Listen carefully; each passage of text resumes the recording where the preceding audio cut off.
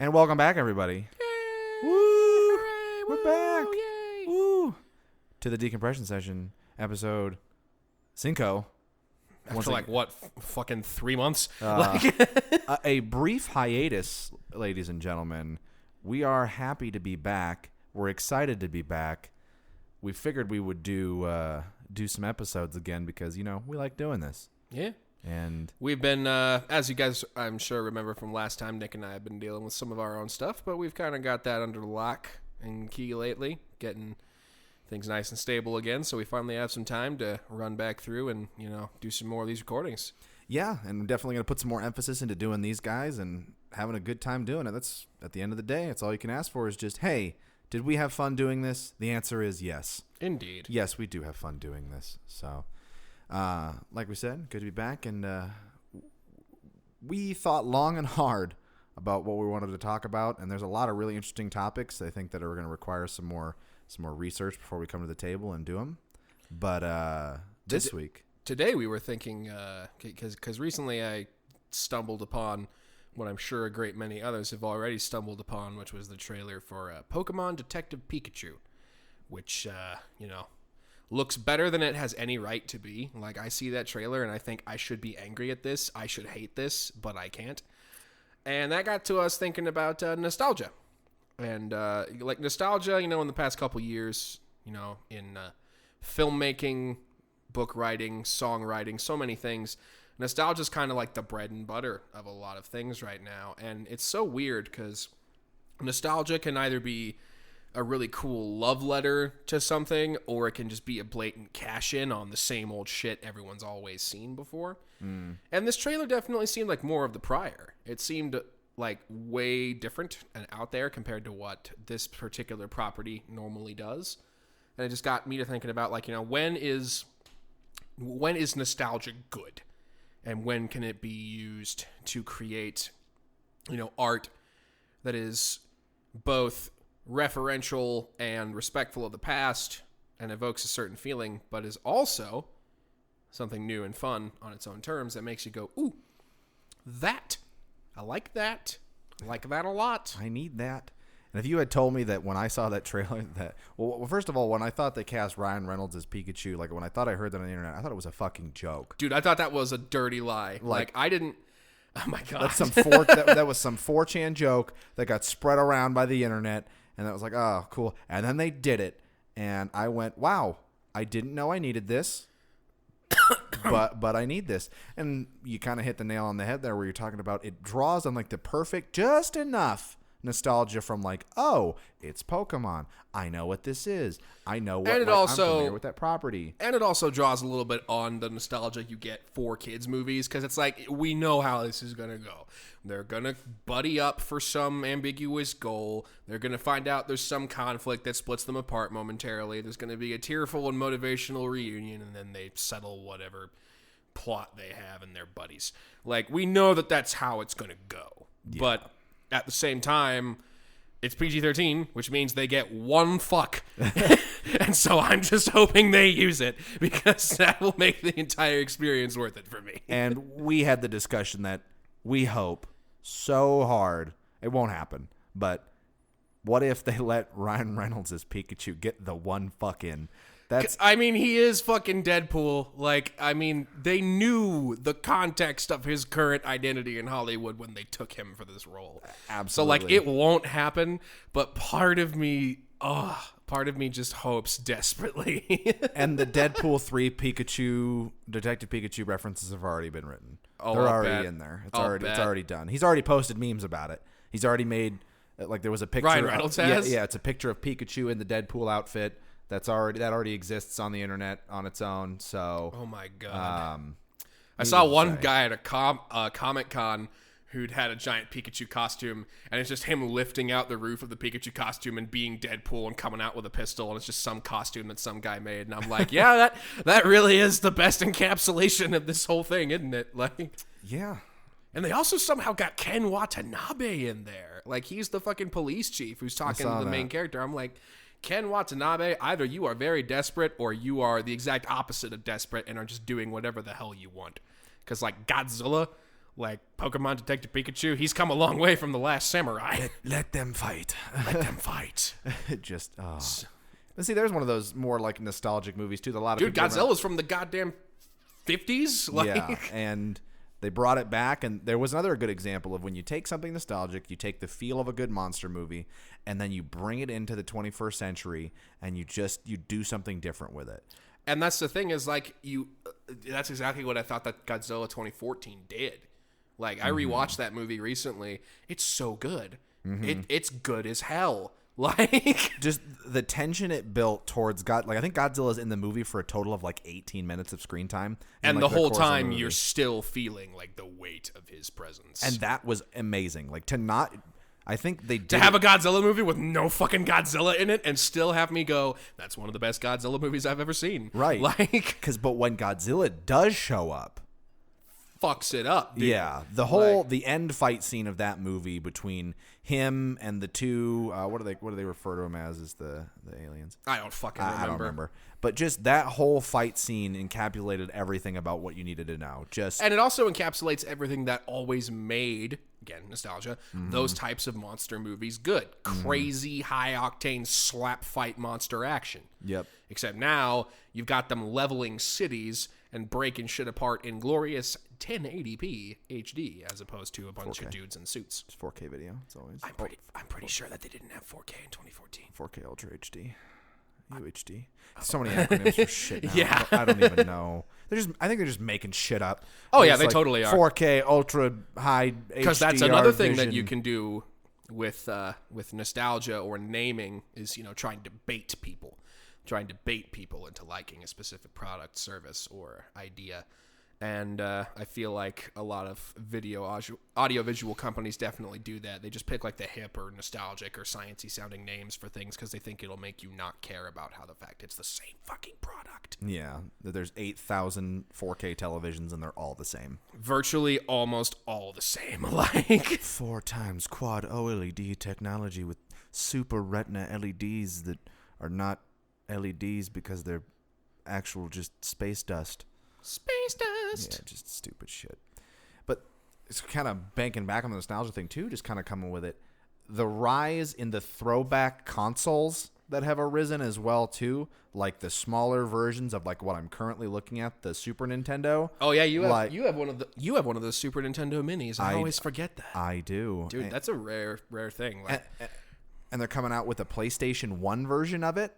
Yeah, there's an interesting one. I just don't know, man. If you're going to make a product like that that's so blatantly catering to nostalgia, you can't do the type of shit that companies like Nintendo are doing and just doing this, we're going to give like 200 units to this like New York super chain that gets like 1 million customers a day just so we can like drive up scarcity. Watch them fight. And just prey on people's nostalgia for a cheap buck, as opposed to making something from nostalgia that is new and interesting. It's like variations on a theme versus plagiarism.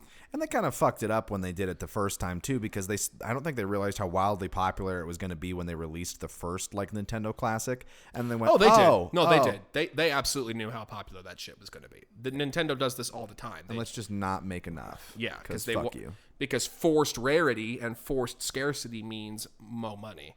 But at the same time, it's mo money for scalpers. So, like, Nintendo, what the fuck are you doing? Yeah, it's not like you're making the money, Nintendo. It's not like selling when they get sold for $600 on eBay that $400 extra that it cost gets banked back to you. And shame on you if you bought it for $600, you fucking idiot. Just go out and buy it. Like, go buy the actual. You could probably go out and buy the older actual console and the cartridge games and just plug it into your frickin' TV and get the same experience for way less money. You could, but that would require effort, and also some cash.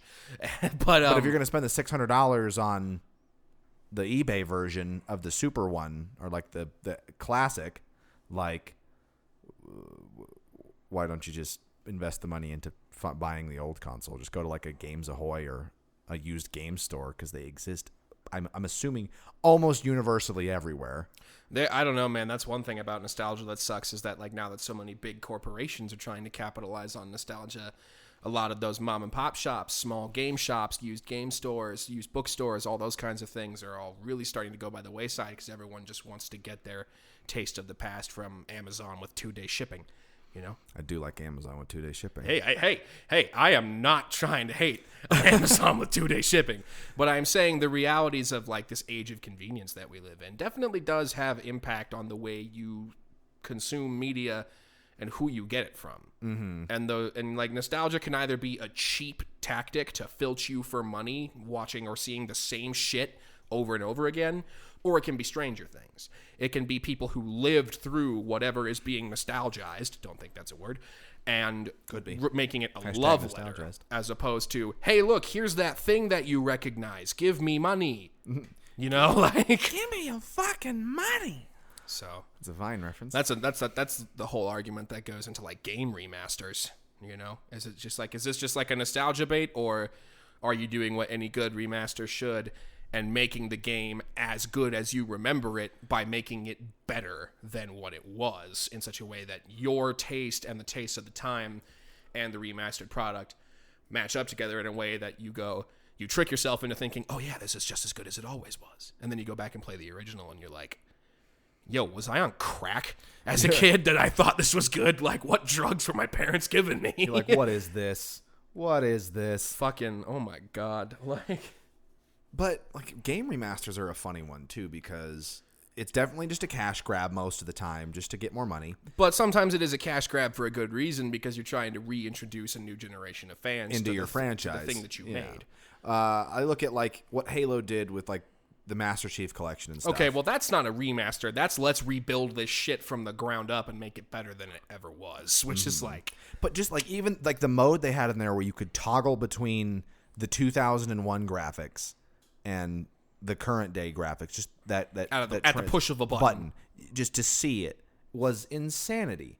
Like, it was so cool to be able to just get into what that was like and to be able to go, wow, look how far we've come. But at the same time, it feels entirely new yet entirely familiar.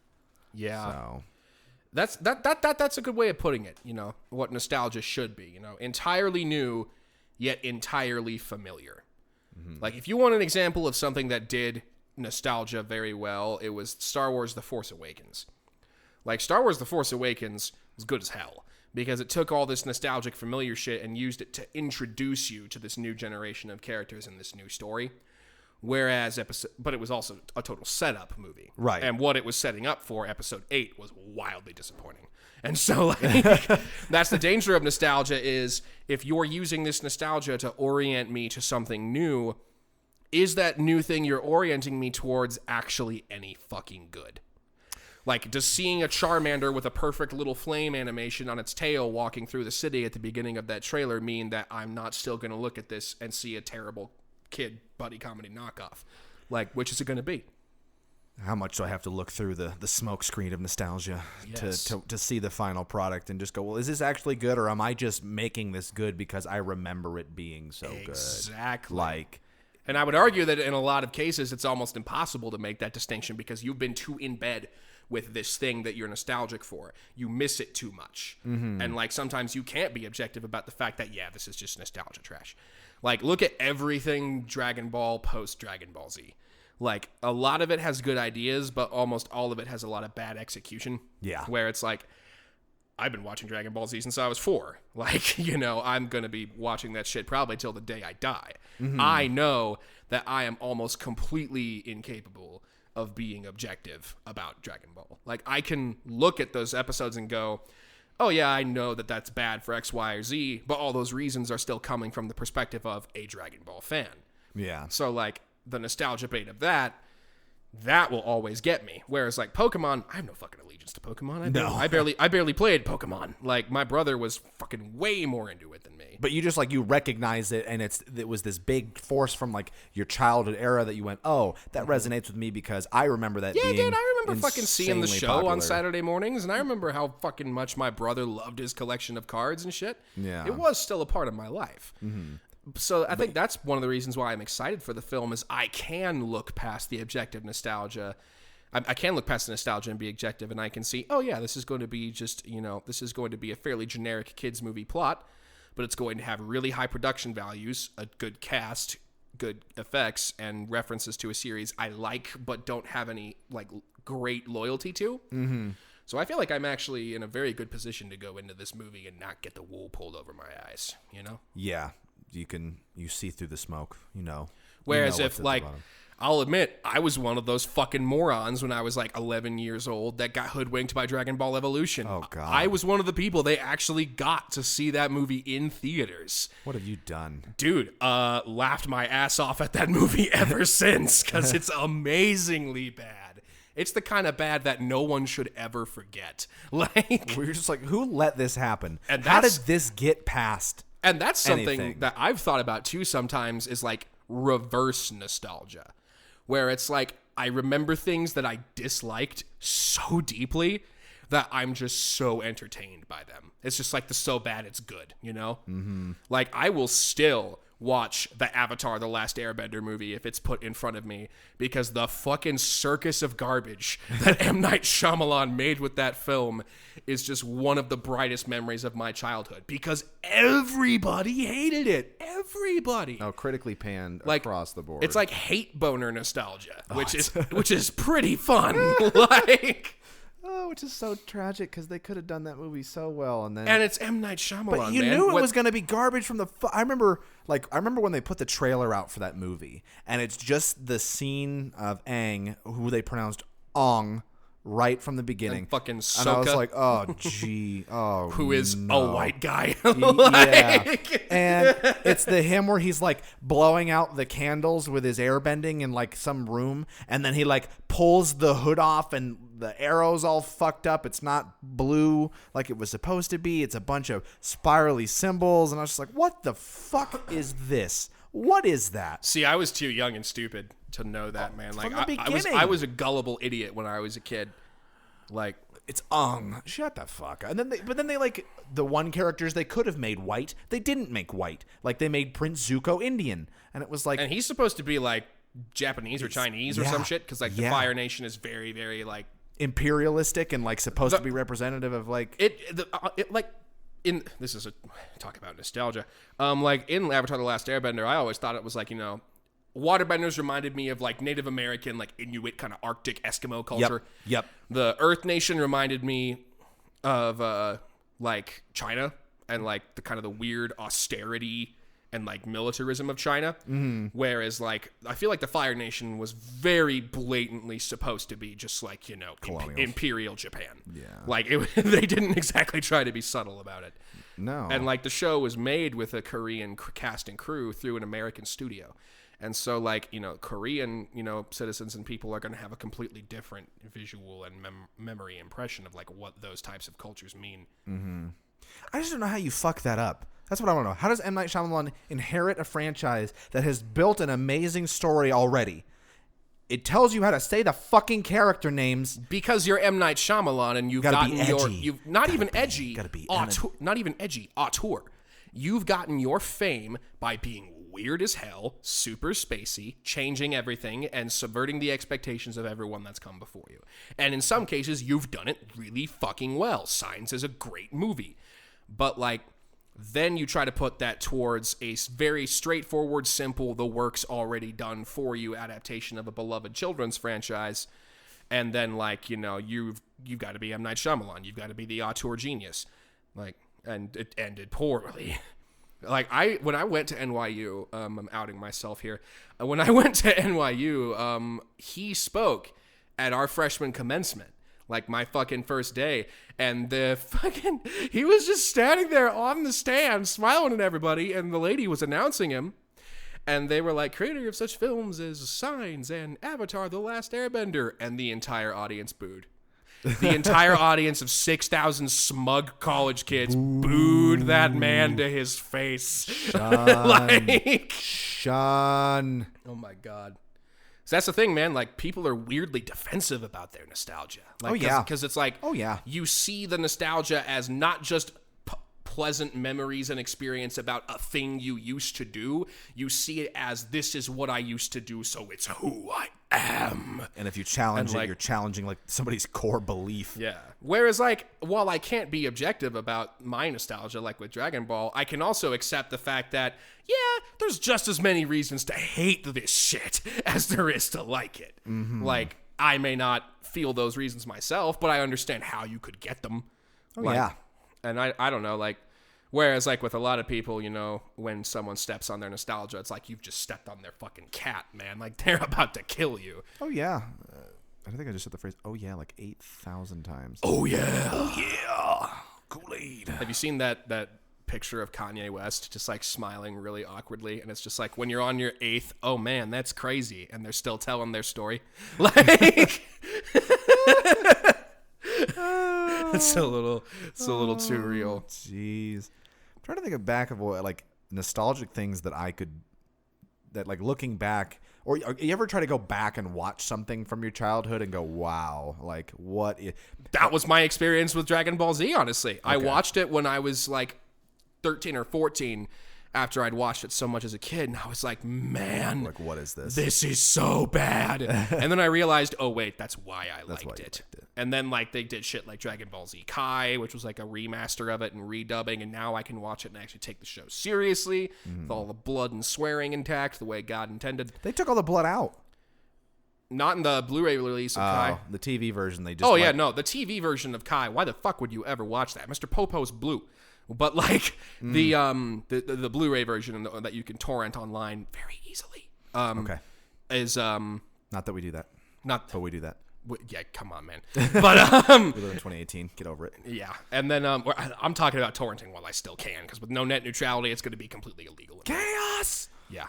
But, yeah, like, that version of the show is, like, fucking actually what Dragon Ball Z is. This weird fusion of adult and childlike themes in this hyper-violent skin that has glacial pacing, but also fantastic action and character development.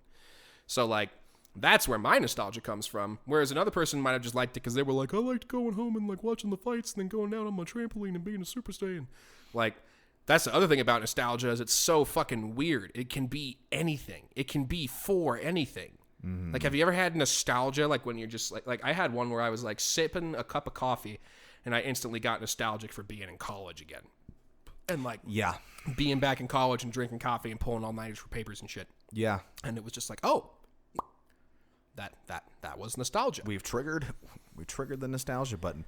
I think for a show for me that I can think back on was Power Rangers. Like, I missed the Power Rangers wave. I never saw a single episode of Power Rangers. I got so into Power Rangers as a kid. I had every fucking generation of Power Rangers through and through. And the one, like, the generation that was like, because every generation gets a new theme or like a thematic concept behind it to try to make it unique or whatever. It's the same shit every time, just reskinning the Rangers to make them look different. Like, oh, these are the dinosaur themed ones. These are the time travel themed ones. It was Rescue Force was the one that I had. That's one I remember so much from my kid. And they were all like, all of the vehicles were like first responder vehicles and shit, like ambulances and cop cars and fire trucks. And goddamn, it's so fucking manipulative. Oh yeah, like, yeah. That's kind of insidious. But then I can go back and I can watch like the ones from like my brother's childhood in like the 80s, 90s. Power Rangers are that fucking I think they're the 80s. The original Power Rangers, like the old school version. And I appreciated those. I remember the Power Ranger movie in the early 2000s. Like, they just made one a couple years ago and it looked fucking terrible. It was incredible. Really? Yep. See, that looked like the bad kind of nostalgia. But that was the one where I could go back and look at it, but they did enough differently that it didn't, like, it managed to make it feel fun and not make you feel like a man-child for watching it. Yeah, it took a property. It took a property that was beloved and went, okay, how do we refresh this and make it into a modern era and make it make sense? Because they could be but they could be as corny as they wanted to be because it's about fucking people that get super powerful suits and fight giant monsters. Yeah, this is not exactly Shakespeare. It's not this huge, but they made the characters interesting. They like gave them interesting dynamics and stuff like that. Like the Blue Ranger in this movie has autism. Like, yeah. Okay, see, when I hear that, I instantly hear, oh, that's just Hollywood trying to be token and suck in as many people as they can. No, like they made his character super interesting. But did they make him autistic? Well, they don't ever come out and blatantly say he's autistic. That's the thing. You kind of just pick up that he's on the spectrum, and it kind of gets hinted at in the movie. But they're never out like they don't do the Hollywood thing where they're like, he's got autism, like he's one of he's on the spectrum. Where they try to like demonize someone for it. No, I can't remember exactly. I gotta go back and rewatch the movie, but they didn't push they could have done a lot of pushing for the Hollywood types that they wanted to get into this movie, but that's kind of beside the point there. But they made it. I mean, look, dude, they got Bryan Cranston involved in the thing. They had to have done fucking something, right? Like, yes, they did. And overall, like Bill Hader, is it Hader? Bill Hader, I don't fucking know. Hader, that's it. Bill Hader. He's in that movie too.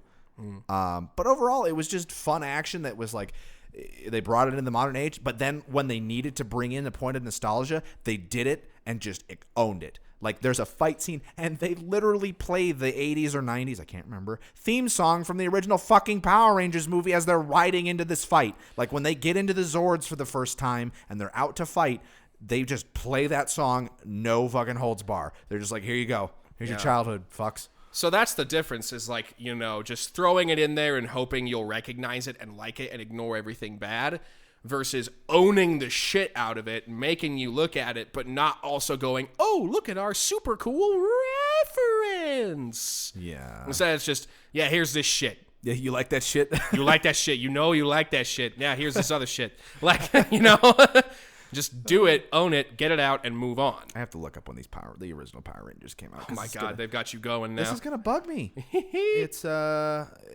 It would get to me otherwise. Come on. Dragon Ball Z was 80s. The manga, anyway. Was it really? The series didn't it was start. Just Dragon Ball first, yeah, right? It was, and it was kind of more like a comedy thing. You know, it was a hell of a lot funnier, and then it got super edgy in the Z era. Yeah, let's see.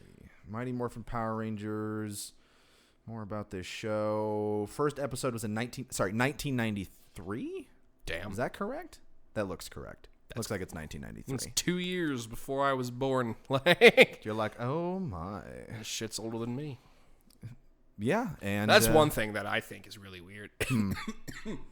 Well, you can have appreciation for things that are beyond your age. But not even an appreciation for things beyond your age. You can have nostalgia for things that are beyond your age. You're like, bitch, they were nostalgic when you were born. You can have nostalgia for something that you never even experienced. Like, that's how fucking, that's how a lot of pop music works. As it makes you nostalgic for these memories that you never had because you weren't there. Yeah, you weren't there to enjoy. Like, as much as I love 80s sci-fi synth, you know... Yeah, you weren't an 80s and as much as I love synthwave, I understand that synthwave was never a thing in the 80s. It was a very specific, weird type of music for very specific things, not any kind of zeitgeist. The zeitgeist was the synthesizers themselves and using weird musical choices in all kinds of different genres. Like, you know, when you think about the vaporwave or synthwave or any of that shit, it's just it's like you're being nostalgic just for the soundtrack of Blade Runner, as if that was the only music that existed in the 80s. And I'm like, are you fucking kidding me? You literally were not born. How can you? I don't know. It's just so incredible. It's just resonates. That's the thing, man. I'm not a big fan of the lay wrong generation people. Like, don't get me wrong. I understand having... I was supposed to be born in the 40s. I understand having apprehensions about the era that you're born in. Everything does. And I understand thinking that maybe if you had been in a different era, you may have had different strengths or weaknesses than you do now. I understand that line of thought. But to, like, say that, like, you're too good for this time and that you need to be in the time that you were nostalgic for is get the fuck out of here. Get the fuck out of here. Get out of here. Like, that shit. I don't know, man. No. It's just romanticism gone amok. Like, because romanticism's great, but goddamn, when it doesn't shut its mouth, it's some of the most annoying art out there because it just insists upon itself. Feeds That's the thing. Energy. Nostalgia should never insist. It shouldn't, like, urge you to remember and Did you remember me? Oh, look at this. Cool look at that. It should cool it should show you something that makes you remember what you were nostalgic for on your own and go, oh, okay. Oh, I see what you're doing there. I like that. I remember this. That's otherwise known as fucking every episode of Stranger Things, where it's just like, instead of needing to, like, scream at me, it's the 80s, a kid will whip out a slingshot. Or a kid will have an 80s shirt on. Or they'll play an 80s song. Or there'll be an 80s movie poster in their bedroom or some shit. Like, my parents, like, talking to them about that movie, they're just like, oh, yeah, no, we hate 80s nostalgia, and we fucking love this show. Because, like, this was what we lived through. This was literally a part of our lives, and, like, they captured everything perfectly. And so that's the same with that's my the parents. good shit, you know? Yeah. And then you start to think back going, like, well, how far, like, there's going to be people that are going to be nostalgic about Fortnite someday, Kyle. Think about that. Someone's gonna be like, "Hey, does everybody remember Fortnite?" Like, look, man, I've got no hate for Victory Fortnite. Royale. I have no hate for Fortnite. It's a decent enough game. I have so much hate for that I just game. hate the fact that it's all anybody talks about. I'm like, if you want to have a craze about your game, that's fine. Like, I remember how much everybody fucking talked about Halo and how insufferable it was. And, like, Halo's a decent first-person shooter with pseudo-mythical pretensions. It's not gospel. Neither is Fortnite gospel. My issue is not the inherent game. It's the fact that people are treating it like it's gospel and it's the next new crazy wave of shit. And I'm like, it's going to be gone in like 4 years, maybe even less. You think that Call of Duty having a Battle Royale mode means anyone gives a shit about these man-child games? No, it's just like it's just Activision going, holy fuck, we can make a lot of money if we ride this gravy train. Because that's what so much of modern art feels like, and why I'm so wary of nostalgia, even though I profess to love it. Is just that I feel like people use it as a choice now to get more money as opposed to the choice an artist made because they had a specific idea. Mm-hmm. Because when you treat nostalgia as an artistic idea, you can do some crazy cool shit with it. But it's just a money-making scheme to so many people. And I'm just like, you're missing the boat so that you can get on the other boat laden with silk and exotic spices that is also made of, like, you know, sin and blood. And I just and it's like as soon as one company gets successful at it, everybody goes, "Oh, we have to do that now. We're gonna also do that." Because people just follow trends, man. Because they want to make fucking money. That's all they care about. Or they want to appeal to a certain demographic of people. They're just like, "Hey, we know how we could make some money. We're out of ideas. Let's make the Lion King in live action." I'm still gonna see the fuck out of that movie. I don't think I am, man. I never even saw the live-action Jungle Book. I think that the live-action remake wave is just too much for me. I saw the Beauty and the Beast one, and it was fucking tight. But the other ones, man, I'm good. I think I've moved on from my Disney life. I think I moved on from that years ago. I don't think I could ever move on from a Disney life, mostly because I'm gonna have a lot of women in my life, and jeez, confidence. Well, I'm not like that. I don't mean like that. Oh my god, no. I mean from the perspective of smooth operator Nick. Hey everybody, no. You're gonna encounter a lot of women, and like I'm not who's stereotyping that women like Disney movies. Shut up. It's gonna be that. Look, dude, I've met maybe 3 women in my entire life who didn't like Disney. Yeah, that's a fair stereotype to make, and everybody it's not any of those women's fault because so many of those women's parents raised them on Disney. They're like, you like princesses because that's what you were fucking raised on, and good for you if you throw that out and you're like, fuck the patriarchy. But good for you. Or if you throw that out and you're like, bitch, I'm done with Disney princesses. I want some more sophisticated girly shit. Which I'm like, get down on that, sister. Yeah, like, that's that's the type of shit I'm into. Like, if you ever want a like very woman-oriented movie that is also just absolutely amazing, go watch Phantom Thread. It's the last movie that Daniel Day-Lewis did, and it's about abusive relationships, and it's fucking amazing. It is spooky good. God, yeah, that movie's fucking incredible. Wow. I need to see it again. That like the by the time you get to the end of it, your opinion of those characters has changed like 7 times. You've fallen in and out of love with these characters just as much as they've fallen in and out and back in of love with each other. And it's crazy. It's one of those movies. It's one of those. No, I have to use my brain. Oh, dude, you have to pay attention. Feelings. It's super nuanced and trippy and weird, borderline pretentious in places, if I'm being frank. But, like, can't deny, I really liked that movie. That's fair. I mean... Yeah, man. Like, I don't know. I have no inherent problem with Disney or any of those things. It's just that I think that they can be really lazy, which is, again, the same type of shit that nostalgia can be. I don't inherently mind any type of storytelling. Just don't do it lazily, you know? Well, it's like... And I kind of picked this up. Like, I'm still... Again, here's another movie I'm still going to go see. But look at Wreck-It Ralph 2. Dude, I never even saw the first Wreck-It Ralph. Okay, great film.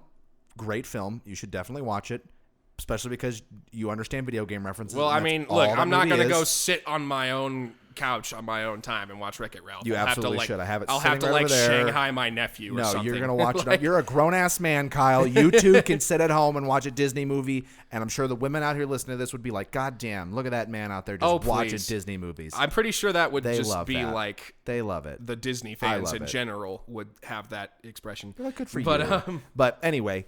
the second trailer for that, the new movie that just came out, the breaks the internet thing. Did they? Okay. All right. Yeah. Hold the fucking phone.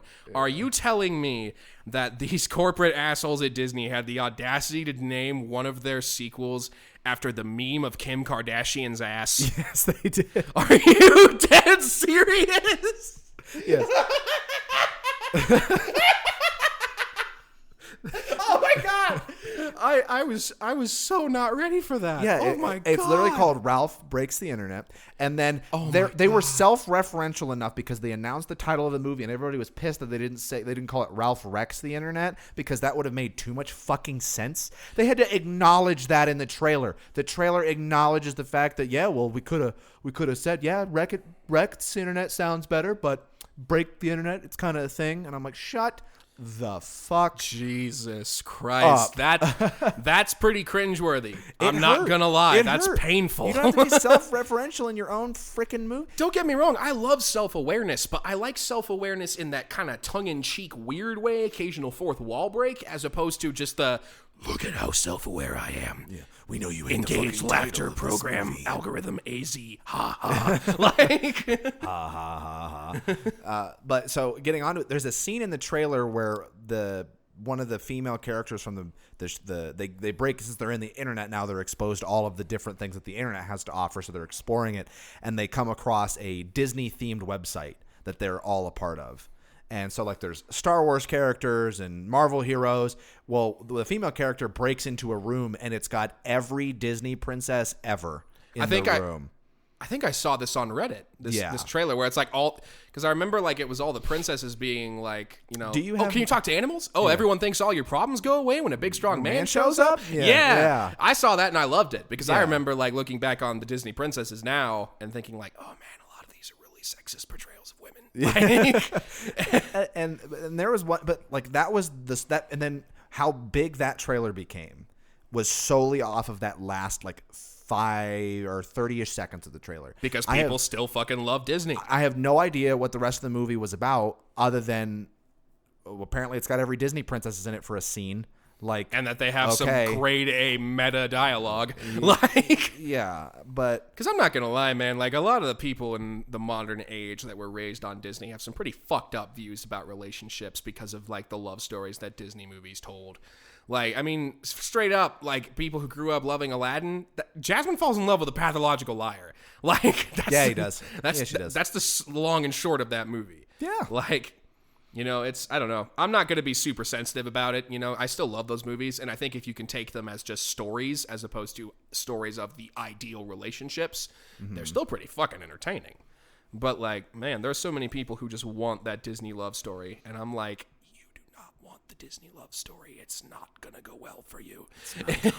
Well, I think because it's not real life. They acknowledge that. Well, that was like the whole big thing behind like why Frozen was so popular when Frozen came out. Yeah, Frozen was so popular just because it was all like men are bad. Well, it plays. I'm being incredibly reductive for the sake of comedy. That movie did have some valid points. Yeah, where like Elsa's character is like pretty logical in the sense of like, I'm gonna get married, or Anna's gonna marry what the fuck's his name right out the gate, and she's like, What are you doing? Elsa's just like, what are you doing? That's the thing, is Elsa is objectively the most interesting character in that movie, but in the original version of it, she was supposed to be the villain, whereas now she's just like empowered. But they never let go of like the villain feel with like the crazy evil crystal palaces and like fucking.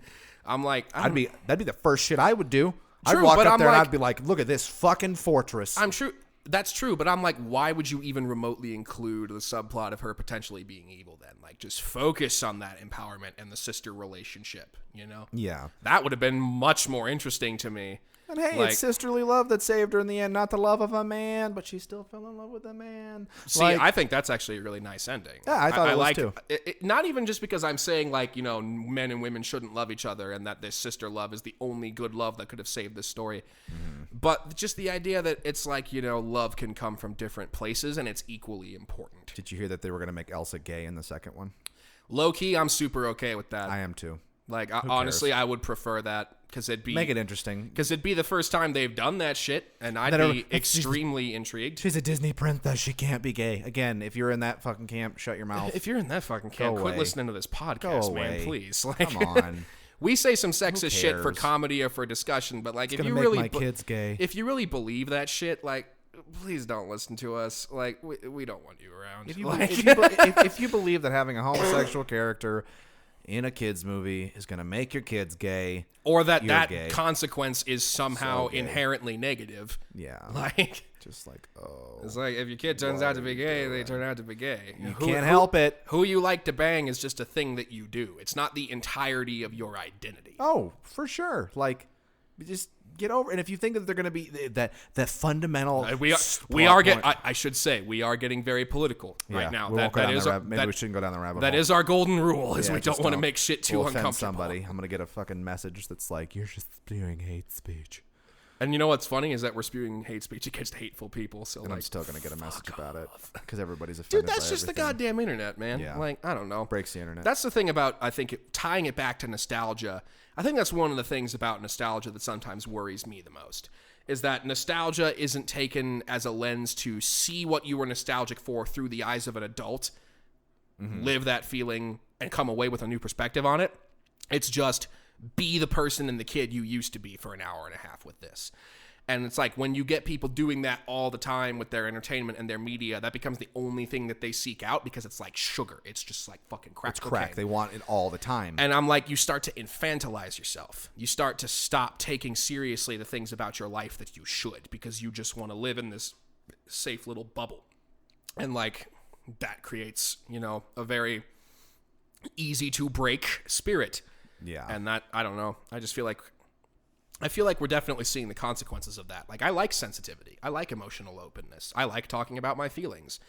But at the same time, I'm not going to scream about them on the internet to a perfect stranger in the hopes that they will give me validation I am not getting elsewhere in my life because I spend all my time in my life either working or infantilizing myself. It's like, I don't know, man. That's just like a rough road to walk. I can agree. You have to be careful about it. Like it's don't become engulfed in it, and it's so easy for people to just kind of latch on to it because it's an immediate dopamine reaction to something because it's a quick hit and you can just like it's sentimentality. Well, then you want everything back. It's not that you're content with just you got the one thing back. It's you need everything back. I want it all. Mm-hmm. I want just bring that show back. Why Turn the clock back. You know? Yeah, and if they bring something back and it's not what you want, there's like a riot in the street because God forbid they took back a property that you loved and it wasn't exactly what you wanted. Some of them deserve the riot. Looking at you, new Ghostbusters movie, but. I don't even need to spend my breath on that fucking film. We don't. Like everything that could be said about it has already been said somewhere. And if you enjoy that movie, I'm sorry. Go get help. But Jesus Christ! That's so mean. It's the truth. It's a garbage. It's a tire fire of a film. Look, I never saw it. I know nothing about that movie. I saw a trailer. I was completely uninterested, and I never saw it. Well, meanwhile, the entire internet apparently fucking exploded over how bad it was, and I'm like, wow, I'm really glad I missed this boat. Because if you want any summary of here, I can narrow this down for you, and I can show it to you in probably 3 minutes. It's listen to Fall Out Boy's rendition of the Ghostbusters theme song. That exists, Kyle. There is a Fall Out Boy Ghostbusters theme song. Yeah, and it is so bad. And there's an example of taking a franchise from taking the nostalgia, bringing it back because you want to bring it into the modern age, but it can't just be we're going to bring back the original Ghostbusters or we're going to bring back a new generation. It had to be we're going to be super progressive about it, and we're going to make because progressiveness is inherently a good thing, but just because progressiveness is the current wave. And you can tell it's forced. It's so just extra, just shoved down your throat throughout the entirety of that movie that it's insanity. I never see that. You don't need. This point, I'm just glad I didn't see it. We'll get wasted one night. Well, let's just get wasted one night and we'll watch it and we'll just shit all over it. Are you really gonna make me do this? Oh, I will do it. We'll just because you're gonna have to be drunk to watch it. So I mean, All right. Yeah. I don't know, man. Like, Here's another here's a good example of taking nostalgia, using it like properly, and creating an entirely new version. The Creed movies. see, I never saw Rocky, let alone the Creeds. Okay, so for the people that grew up, like I grew up watching the Rocky films, so I love the Rocky movies. And then Creed came out, and Creed is an entirely new franchise. It's based on Apollo Creed, who's a character in the movies. It's his son. And so you're getting the interaction of it's a new generation that exists in the same universe. I like that shit. I like new generation stories. And it brings in like in this movie, because Michael B. Jordan is Adonis Creed. He's Apollo. Michael B. Jordan. Oh my God. But they bring him in, and he seeks out. He's trying to fill his father's legacy. He knows that like he just and his father was a fighter. His father was a fighter who died in the ring. Or died because of a boxing match. Sweet. Jesus. Yeah. So his mother has a lot of resentment towards him, and nobody knows who he is. I'm basically giving the plot of Creed. That's okay. This is fine. It's on Amazon Movies. You should definitely watch it. Probably one of my favorite films in like the past 5 years. It's so good. I haven't stood up and cheered at a movie in a long time. Like that movie makes you get up and like be physically excited. You fucking white guy. Dude, I'm so I'm over there like this is great. They can't hear you. They can't hear you applauding. No, they can absolutely hear me applauding. But they took it, and then like his trainer is Rocky. Like Rocky Balboa is his boxing coach. He seeks out Rocky Balboa. Yeah. And they took it and they make it modern, and it's about like you see Sylvester Stallone's character trying to come to terms with the fact that he's not the boxer that he was. And oh man, that shit always gets me. And oh god, it's deep. Like Rocky Balboa gets cancer, and like you have to see him go through struggling through cancer, and like that he just can't. Dude, this sounds fucking amazing. This sounds like really emotionally compelling. It's such a. If you haven't seen Creed, stop what you're doing right now. Pause this. I don't even care. You can pause the podcast. Go watch Creed, and we'll be back next week to discuss Creed. But no, also Creed 2 now in theaters. We're not sponsored by Creed, but just go see it. Call me. Please, Michael B. Jordan. Michael B. Jordan, please, for the love of God, please. Call me. Like, I know you've got an inclusion rider, but please, like, I love you. He also just won GQ Man of the Year. So. That does not surprise me. No, the guy is a freaking... He blew up. Dude, he's a powerhouse, and he's like one of the most attractive men I've ever seen. And if you think he was attractive before, like I saw how yoked he got for Killmonger and Black Panther. Dude, he got bigger for Creed 2. Are you serious? And more jacked. There's a great fucking meme on from when Black Panther came out. It was an interaction on Twitter between Michael B. Jordan and a fan. This girl fucking like... She bit through her retainer. Fucking bit through her retainer because she like just fucking was thirsting so hard during his shirtless scene. And they like talked on Twitter and he like bought her a new retainer and shit. I'm like, that's hilarious. Yeah. The dude's just super chill. Like, I love his Hot Ones interview. Hot Ones is the perfect playground to realize which celebrities you like and which ones you hate. Yeah. Because when they're in that much agonizing pain, you see exactly who they are. Mm-hmm. And yeah, he also did I don't know if it's a Vanity Fair interview or something, but they did like a tour of his home, and like they do this walkthrough interview where they're talking to him about all the things that it's like 73 questions with Michael B. Jordan or something, and it's like it's really cheesy. It's like a 10-minute video. I think it might even be Vogue. Yeah, I don't watch news channel video. No, and it was just a YouTube video, but they go through all of the things and they just ask him like generic questions like, you know, these shoes or these shoes. Like, do you like, what's your favorite dish? Like, who's the better cook in your house? Like, what's your favorite book? Stuff like that. Who's your favorite director? And talk about, they just walk through and you see the kind of life, like he lives with his parents. Like his parents live in his house with him. The dude he's into anime. He's open and honest. He's like, yeah, I love video games and I love anime. I'm like, I'm just going to say it. He's like, I like working out, but at the same time, he's like, I can get down with some NBA 2K. Mm-hmm. Which I can totally see, and I bet that's the thing, man. Like, it's just, you know, like openness, you know, being open about what you like, being open about what you're nostalgic for, without needing it to be there all the time and needing it to be exactly the way you want it, or you're going to take it out on other people. Gonna go turn cars over and set tires on fire, roll them down the street, like people will do when they lose fucking sporting matches. Or when they want to talk about you want to talk about the ultimate nostalgia. It doesn't get more nostalgic than people and their sports teams. Yeah, especially looking at you, 1985 Bears fans. That one went way over my head. Yeah, I don't know fuck all about sports. That insult's directed mainly at one individual. But oh my god, okay. Like, no. People get caught up remembering. Well, I remember how they used to be. I remember. Well, like currently, Remember Boba Fett?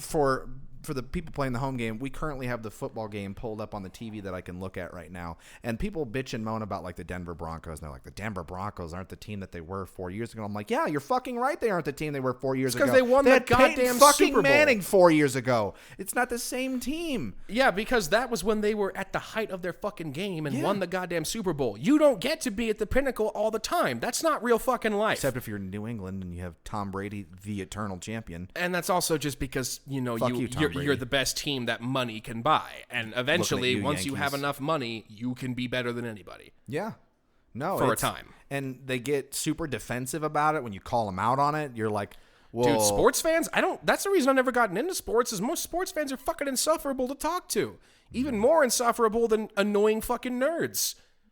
Yeah. Because sports fans are nerds. They're just nerds for something that society has told them is what you should like. Different kind of nerd. Because you should like sports. You should like hunting and fishing.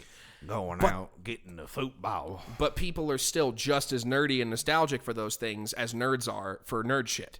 Yeah. It's just that society is like, let you have those things and not have them be a compulsion or an interest or an obsession. It's what you're supposed to like, Yeah, we're riding the wave, though, that being the nerd's kind of the cool thing now. It won't be for long. You don't think? You don't think that wave will last? I don't think any wave lasts. I think eventually, and what I would certainly hope to be the case would be that nerd shit just becomes as interesting and readily available as anything else. Like eventually when video games become an accepted medium, because whether you like it or not, it's gonna fucking happen. It may take a while, but sorry.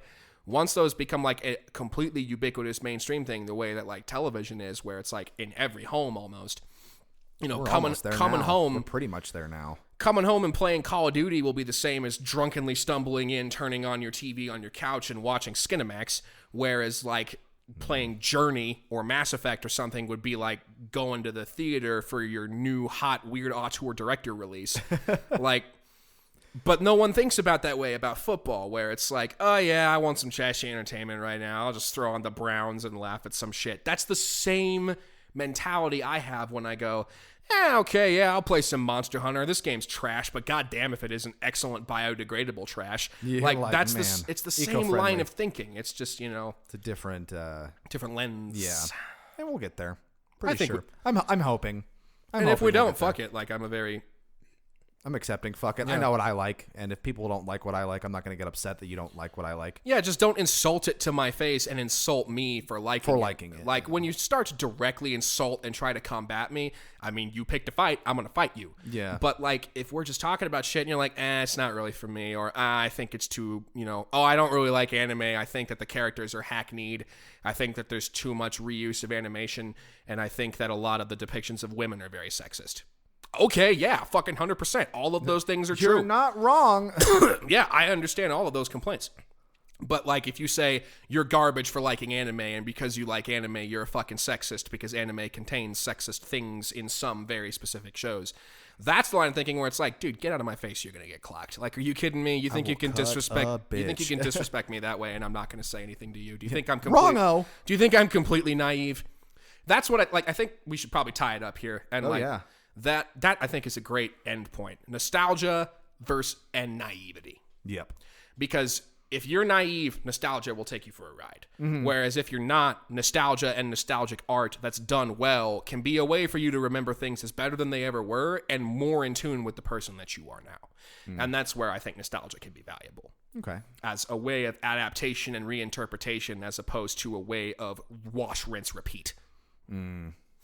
Yeah, no, I think that's a good way to wrap it up. Sans God, I got so much shit for saying, because sans, like, you ever heard like when you're like, sans that, like, as in disregard that and not include that. Mm-hmm. Apparently that's the wrong pronunciation. It's not sans. We're just dumb Americans. Well, no, I mean, yeah, but we're in America, so I'm using the dumb American pronunciation for ease of use and understanding. Sorry, get fucked. Yeah. But going back to our usual last way we've round things up, Kyle, things that we've watched, read, and listened to, right? Yeah. So, do you need me to go first, or do you got stuff queued up on? I can lock and actually loaded? Do it. I can actually hit this. Do it. So reading, I'm not very big into religion, but I am into philosophy, and I'm interested in Buddhism because a lot of it has philosophical aspects that are in line with Western philosophy. Mm-hmm. There's this American ex-Buddhist I'm really interested in called Adyashanti. You told me about this book. I read it. It's called The End of Your World, and I liked it because it was very blunt about like what enlightenment means from a perspective of different things than just sitting around with a beatific, naive smile all the time. Mm-hmm. And I'm still not a Buddhist. I still don't believe in that shit, but it definitely had a lot of really interesting ways of thinking and interesting ideas in it that have really impacted me lately. I wouldn't pay for it. I don't believe you should pay for anything that someone makes illicitly to try to help you. Like, just go to your library or torrent it or something. Just but read like, it. Yeah. it's worth checking out. Just take it with a grain of salt and understand that all it is just a book about thinking. It's not some great gospel truth. No, that's... And like the guy himself says that. He's like, there is no such thing as an enlightened thought. I'm just saying what I think to try to help people get to a certain place.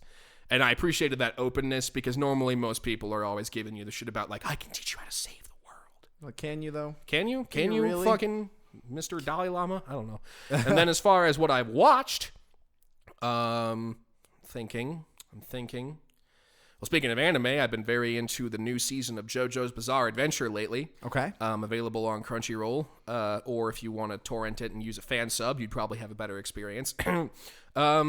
I love that series because it's super weird and strange and borderline unintelligible, but at the same time, it's also really weirdly smart. That's fair. It's just fucking hilarious. It's just super meta. And then, for what I've listened to, I've been really into this indie group I discovered lately called Half Alive. And their early shit's kind of a 21 Pilots ripoff, but they just released a new track and music video called Feel Alive. And go watch that music video. Go watch that music video and listen to that fucking song, because it's pretty tight. I recommend it highly. Master Nick?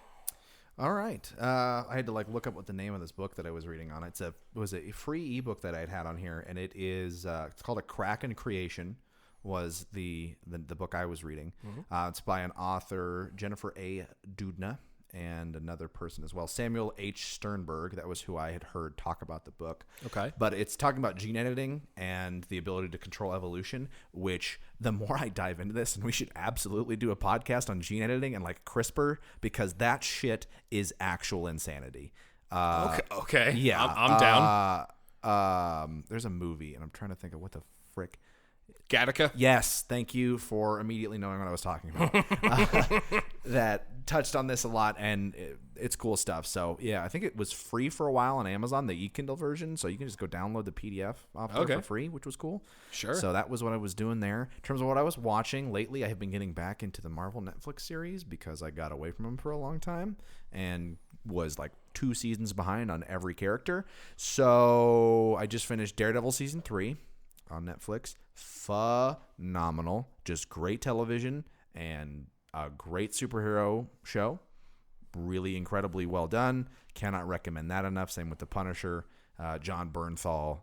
Dude, John Bernthal, man. Fucking it. John Bernthal. If you ever want an example of how good the Punisher character that John Bernthal does, just go ahead and go on YouTube and look up the Marvel Netflix's Season 2 of Daredevil. He does a dialogue scene with Daredevil in the graveyard where he's talking about the death of his daughter. Dude, don't even talk about that scene, man. Go look that up. If you don't believe that John Bernthal can act his ass off, that scene alone should have put him in for like a supporting actress for like an Emmy or is it a Golden Globe? I agree with you 100%, man. Just thinking about that scene is making me depressed. Get you emotional. And then in terms of listen to a lot of really interesting podcasts lately. I'm still stuck always on Joe Rogan because I like Joe Rogan. Dude, Joe Rogan's a black hole. It just like sucks in everything that sees it. We got like 3 hours of just nonsense words. But I've gotten into one of his comedic buddies, Tom Segura, and his wife, Christina Przinski. I'm familiar with Tom Segura. Yeah. They have their own podcast called Your Mom's House, and it is fucking hilarious. Your Mom's House. Yes. It is so funny. So go on. You can check them out on YouTube. Yeah, just Your Mom's House podcast. So funny. so ridiculously over the top, especially if you Damn. like Tom Segura as a stand-up comedian, which I do. The dude is funny as fuck. Go check it out. I'll have to investigate that. That looks will. pretty fucking funny. Cool, man. Well, Sounds. Great to get back in here. Just kind of repeating through all my things. Did again, you hit so. a watch already? What? Did you say what you were watching already? The Daredevil. Yeah. Oh yeah. That's what it was. So recapping my stuff, go see Daredevil, The Punisher. Go check out your Mom's House podcast and listen to read Kraken Creation by Samuel Sternberg. And then Kyle, you had if you're into anime, go check out JoJo's Bizarre Adventure. If you're not, don't. You'll hate it. If you are into, philosophical thinking, but accept that it's not gospel and that you can just take what you want out of it and have some learning opportunity, go find a free copy somewhere of Adyashanti's The End of Your World. Again, don't pay for self-help. And then, what was my third one? Oh, yeah. Go on YouTube and check out the music video for Feel Alive by Half Alive. Cool. And enjoy. Well, it was great to be back, Kyle. I'm so excited. Yes. Good episode. So nice. Solid hour here. Think people are going to enjoy it. We're going to try to get back in the groove of things. So we look forward to seeing you guys back here next week. Remember to follow us on all of our social media sites. At Decompression Session on Instagram is probably the best way to get notified about new stuff. So in the meantime, glad to be back once again. Indeed. Good to be with you, Kyle. We'll talk to you all Good to be with you, Nick. next week. Peace.